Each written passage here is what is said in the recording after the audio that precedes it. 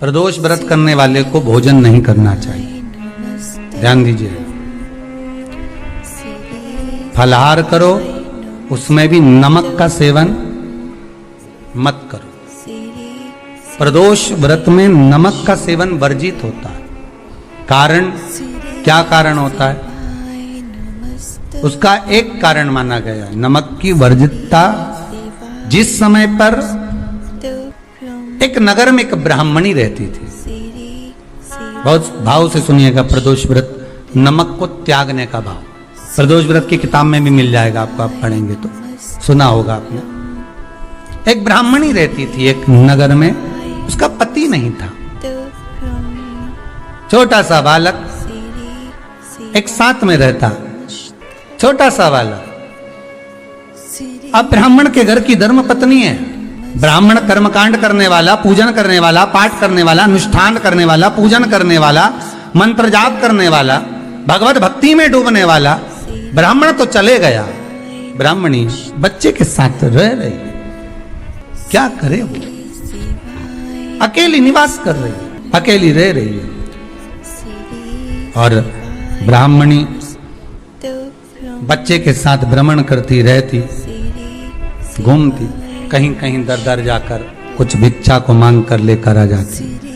और भिक्षा लाने के बाद में उस भिक्षा को जब लेकर आती तो अपने बच्चे को भी खिलाती और स्वयं भी उसका पान करती। एक दिन ब्राह्मणी भ्रमण करते करते प्रदोष काल के समय पर शिव मंदिर में प्रवेश करी। प्रदोष काल के समय और शंकर मंदिर में जब प्रवेश करा, प्रदोष काल किसको कहते हैं? सूर्य अस्त हो रहा हो, रात्रि प्रवेश कर रही हो, दोनों का जब मिलन हो रहा हो वो प्रदोष काल कहलाता। दोनों का जब मिलन,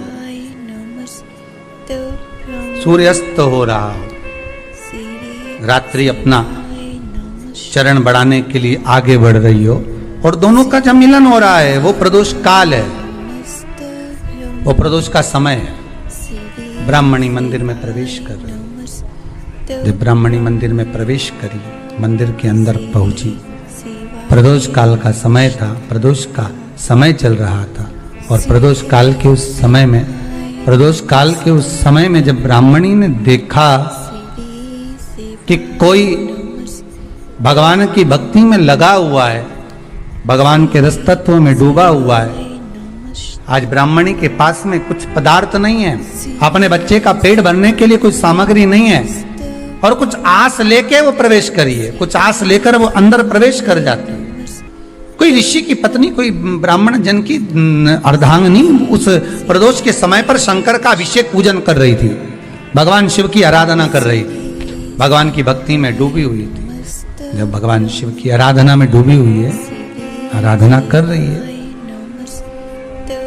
ये कुछ पाने के लिए चली गई, ये कुछ पाने के लिए गई और इसके मन में आया कि मैं कुछ, मुझे भोजन का कोई पदार्थ मिल जाए, मुझे कुछ भोजन मिल जाए, और जब मुझे भोजन मिल जाएगा तब मैं जो पाऊंगी अपने बच्चे को भी पाऊंगी। पर जिस मंदिर में वो प्रवेश करी थी, जहां पर नारी पूजन कर रही थी शंकर की प्रदोष काल में, वहां पर पड़ी हुई कुछ वस्तु को इस ब्राह्मणी ने मांग लिया। मेरे बालक को बहुत भूख लगी है, मेरा बच्चा बड़ा भूखा है, इसके भोजन के लिए थोड़ी सी सामग्री दे दीजिए, इसके भोजन के लिए थोड़ा सा कुछ रस तत्व दे दीजिए। उसने उठाया थोड़ा सा पदार्थ, कुछ जो उसके पास में था वो दिया।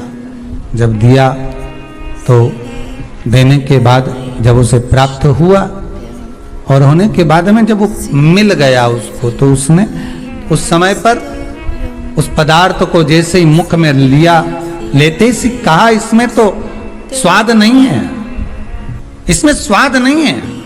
उस ब्राह्मणी ने बड़ा सुंदर एक संवाद कहा। घर का जो बड़ा होता है ना, घर का जो वयो होता है, घर का बुजुर्ग जो होता है, घर का जो प्रथम स्थल प्राप्त करने वाला, मेन कुर्सी पर अच्छी जगह पर जो बैठने वाला होता है ना, ब्राह्मणी कहती है वो कभी किसी वस्तु में ऐब नहीं देखता, मिनक नहीं निकालता। समाज के अन्नकूट होते हैं, समाज के जब अन्नकूट होते हैं महाराज, समाज के जब अन्नकूट होते हैं, बड़े बड़ी समाजों में जब कार्तिक महीने में अन्नकूट महोत्सव होते हैं, बहुत सारा प्रसाद बनता है। जो बुजुर्ग होते हैं ना, बड़े समझदार लोग होते हैं ना, तो अन्नकूट की जब प्रसाद खाने बैठते हैं ना, उसमें नमक नहीं भी होता ना तो नहीं बोलते कि इसमें नमक नहीं है। पर जो हमने डोनेशन दिया है, जब तुम आए थे समाज वाले तो हमने 1000 का लिफाफा दिया, 500 का लिफाफा दिया, 2000 का लिफाफा दिया और भोजन ऐसा बनवाया। एक व्यक्ति वो जो खाकर चुपचाप चले गया और एक व्यक्ति वो जिसने प्रसाद पर उंगली उठाई। इन दोनों को अन्नकूट की तारीख पे इनका नाम लिख लो और अगला अन्नकूट आए तब दोनों की दशा देखना। एक जो चुपचाप खाकर चले गया, भगवान के प्रसाद को प्रसाद मानकर, प्रभु का दर्शन मानकर लेकर चले गया, वो उन्नति की सीढ़ी पर चढ़ता चले गया। और जो मिनक निकालता रहा वो साल भर खटर पटर की जिंदगी जीता रहा। भगवान के प्रसाद में कभी भी ध्यान रखिएगा, भगवान के प्रसाद के अंतर्गत स्वाद की कोई मूलता नहीं होती। भगवान का प्रसाद स्वयं स्वाद है। भगवान के प्रसाद में नमक नहीं देखना, मिर्ची नहीं देखना, भगवान के प्रसाद में शक्कर नहीं देखना, भगवान के प्रसाद में कुछ ये नहीं देखना कि कितना माल डला, कितना घी, कितना बादाम, कितना काजू, कितना इलायची डला। हाँ, यहां तक शास्त्र कहता है कि भगवान का प्रसाद अगर बन रहा है तो उसकी सुगंध भी नहीं ली जाती है महाराज। यहां तक शास्त्र, जब तक भगवान उसको पानी ले तब तक उसका सुगंध भी नहीं ली। और कई कई जगह तो भगवान को प्रसाद अगर सूखा सामान हाथ में आ गया, इलायची कैसी है, मंदिर के अंदर जाने वाली है भगवान को डालने के लिए, लाओ यार किसकी दुकान से आई इलायची बताओ, इलायची तो 25 बार सूंघा, हाँ हाँ अच्छी है, अब सूंघ लिया तो भगवान इसको स्वीकार करेगा क्या? अरे जम के तो बोलो। एक फूल तुमने बगीचे से तोड़ा और सोचा इसमें पहले मैं सूंघ लेती हूँ, इसमें स्वाद है कि नहीं, इस फूल में गंध है कि नहीं, इसमें सुगंध है कि नहीं, और फूल सूंघ लिया, उसके बाद तुम भगवान को देखो, भगवान स्वीकार करेगा नहीं। कई कई घरों में तो हंडी से दाल चलाती जाए ने हाथ में डाल के अम्मनी ने जैसी मुख में लिया थूक दिया। ये श्रेष्ठ नहीं है। तो ऋषि की पत्नी अंदर पूजन कर रही थी प्रदोष काल, उसने कह दिया आपका चेहरा बता रहा है कि आप ब्राह्मण की धर्म पत्नी, पर आज आप दर दर जाकर अगर भिक्षा मांग रही हो, दर दर जाकर अगर भीख मांग रही हो, दर दर जाकर भिक्षा को मांग रही हो, तो इसमें आपके पति का दोष नहीं है, दोष आपका है। क्योंकि आप भगवान के प्रसाद में भी जो स्वाद देखी थी ना, ये आपका एक जन्म का नहीं है, ये ना जाने कितने जन्म का है। ब्राह्मणी के मस्तिष्क में बैठ गया, ब्राह्मणी के उस वो कहा ना, वो बक्कल में नहीं अक्कल में बैठ गया कि ये स्वाद नहीं देखना। इसलिए प्रदोष व्रत के अंतर्गत ब्राह्मणी ने उस दिन से विचार कर लिया कि जैसे आप पूजन कर रही हो, जैसे आप अर्चना कर रही हो, जैसे आप आराधना कर रही हो, ऐसी आराधना, ऐसी पूजन, ऐसी भक्ति में भी करूंगी, ऐसी आराधना में भी करूंगी। अब मैं स्वाद नहीं देखूंगी। तो प्रदोष व्रत करने वाले को ध्यान रखना चाहिए कि नमक का सेवन ना करे, भोजन ना करे, फलाहार करिए, फल का आहार करिए, प्रयास करिए। और यदि आपने व्रत का ले लिया भोजन का कि हम तो एक टाइम फलाहार करेंगे, एक टाइम भोजन करेंगे, ऐसा भी कई लोग प्रदोष ले लेते हैं, तो वो बात आपकी है, आप तक रखो, ठीक है, अपने मन तक, ठीक है। बाबा आपकी मनोकामना पूर्ण करे, वो भी भाव। अरे भगवान को धन्यवाद दो कभी कभी कि तूने अच्छे घर में पैदा किया, अच्छा परिवार दिया, अच्छा पति दिया, अच्छी पत्नी दी, अच्छे बच्चे दिए, अच्छा कुटुंब दिया, घर दिया, दुकान दी, जमीन जायदाद दी, शरीर अच्छा दिया, हाथ पैर आंख नाक मुंह सब बढ़िया दिया, एक के भी निपटा के नहीं भेजा तूने। मान लो एक आध निपटा के भेज देता तो क्या झगड़ा करने ऊपर जाते? एक ही कान देता और एक गायब कर देता तो यहां से चिपका देता, क्या कर लेते? हाथ एक देता और एक गायब कर देता तो क्या झगड़ा करने जाते ऊपर कि मुझे ऐसा शरीर दिया? नहीं, भगवान को धन्यवाद देना कि मुझे अच्छे घर में पैदा करा, कटोरा लेके वहां चौराहे पे नहीं बिठाया। तो तूने अच्छा घर दिया, 2 समय की रोटी दे रहा है, खूब जोरदार शरीर दिया, भजन करने का मुहूर्त दिया, और बचा कुचा था तो ये सियोर वाला महाराज दे दिया, कथा सुनाने वाला।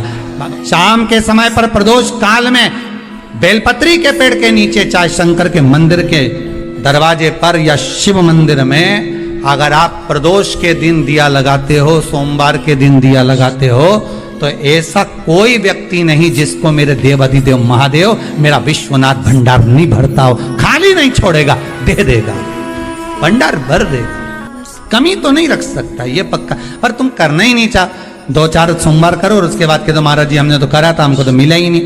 2-1 प्रदोष करा तुमने, अरे 1 साल करो, सारे दर भी तो अपन ठोकर खा कर आए, इतना साल निकाला अपन ने, और 6 महीना 3 महीना 4 महीना भगवान से निवेदन तो करो, दिल से कहो तो सही, नी भंडार भरे तो बात दूसरी, एक बार बोलो तो। पर जगत के लोगों के सामने जाकर मत कहना, कहना तो देव अधिदेव महादेव से कहना। प्रदोष व्रत करने वाले को प्रदोष के दिन प्रयास करना चाहिए कि रात्रि के समय पर आधा घंटा, 10 मिनट, 20 मिनट जागरण करे। जागरण मतलब थोड़ा भगवान का भजन कर लो। भले 4-5 माताएं इकट्ठी नहीं हो तो अपन अकेले ही कर लो। अपन अकेले कम है क्या भाई, अपन कम पड़े, आराधना अकेले भी करो, जागरण करो। जब आपकी 11 प्रदोष हो जाए, 26 प्रदोष हो जाए, तब उद्यापन करो। उद्यापन 2 ब्राह्मणों को जोड़े से बुलाओ, ब्राह्मणों को जोड़े से बुलाकर उनके चरणों की पूजन कर कर, आराधना कर कर, सुंदर मंडप तैयार कर कर भगवान का, उसमें सुंदर रंगोली डालकर, मंडल बनवाकर पूजन करो शंकर भगवान की प्रदोष का। 1 दिन पहले गणेश की आराधना करो, पूजन करो, और प्रदोष वाले दिन जो मंडल बनाए हैं पूजन अर्चना करने के लिए, जो स्थान दिया है उसकी आराधना करो। खीर की आहुतियां दीजिए 108 बार। जो ब्राह्मण आए उनके माध्यम से मंत्रों द्वारा पूजन कराकर खीर की आहुतियां दीजिए, शिव नाम महाराज। फिर ब्राह्मणों को जोड़े से भोजन कराकर, चरणों को नमन कर कर, दक्षिणा प्रदान कर कर, निवेदन कर कर ब्राह्मणों से कहें, हे ब्राह्मण देवता, आप हमें आशीर्वाद प्रदान करें कि जिस प्रदोष का हमने व्रत किया है उस व्रत का पुण्य फल हमें प्राप्त हो। ऐसा ब्राह्मण चरण को नमन कर कर, प्रणाम कर कर उनसे अपने मस्तक पर अक्षत छुड़वाएं। फिर नमन कर कर, भोजन कराकर विदा करें। शाम को भगवान का जागरण करें। ऐसे प्रदोष व्रत का उद्यापन कर अपने जीवन को सार्थक बनाएं।